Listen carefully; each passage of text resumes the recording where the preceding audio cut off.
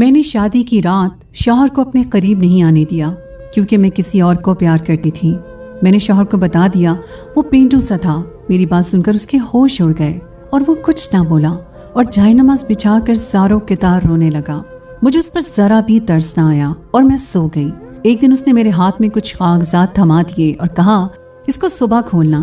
صبح جب اٹھی تو وہ کاغذات دیکھے تو میری جان نکل گئی، میری چیخیں نکل گئیں، کیونکہ اس میں اپنی شادی ہوتے ہی میں گاؤں میں 10 گھنٹے بس کا سفر کر کے پہنچی تھی۔ دلہن بنے رخصت ہوتے ہی مجھے بس کا سفر کرنا پڑا۔ پورا سفر میں نے خاموشی سے کیا تھا۔ گاؤں میں اپنے سسرالی گھر پہنچ کر مجھے میرے کمرے میں بٹھا دیا گیا۔ میں ایک پڑھی لکھی BA پاس لڑکی تھی اور میرے والدین نے میری مرضی کے خلاف میری شادی ایک گاؤں کے کسان سے کر دی۔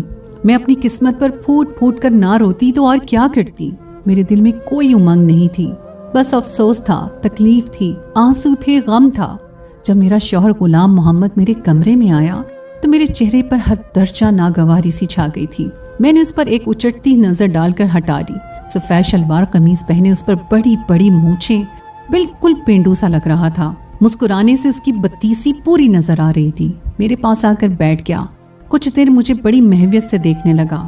مجھے اس کا یوں دیکھنا بھی برا سا لگ رہا تھا۔ وہ مجھے ایک آنکھ نہیں بھا رہا تھا۔ مجھ سے کہنے لگا میں بہت خوش نصیب ہوں جو مجھے تم جیسی پیاری اور پڑھی لکھی بیوی ملی ہے۔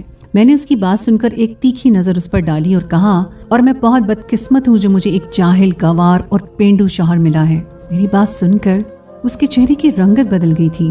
کچھ وہ تھا بھی ذرا سا سانولا، اس کے آگے کے 2 دانت بھی ذرا سے باہر کو دکھائی دیتے تھے۔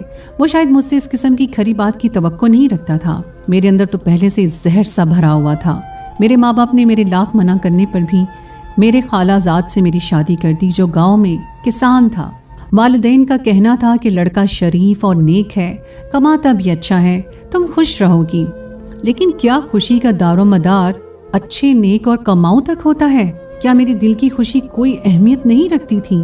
میرے اندر منفی سوچوں کا یلغار سب بھرا پڑا تھا۔ ایسی جلن تھی میرے اندر کہ میرا لہجہ، میرے لفظ میرے اختیار میں نہیں تھے۔ میرا جی چاہ رہا تھا غلام محمد پر اپنے اندر کی ساری بھڑاس نکال دوں۔ میری بات سن کر وہ مجھے حیرت سے تکے جا رہا تھا۔ پھر کہنے لگا کیا بات ہے زارا، کیا خالہ نے تمہیں شادی کی چیزیں مرضی سے نہیں لینے دی؟ اسے لگا کہ جیسے بچپن میں میری والدہ مجھے میری پسند سے چیزیں لینے کے بجائے مجھ پر اپنی پسند مسلط کرتی تھیں اور میں بعد میں اپنا غبار سب کے ساتھ نکالتی تھی۔ اب بھی ایسا ہی کچھ ہوا ہے۔ میں نے سخت تیور اپنا لی۔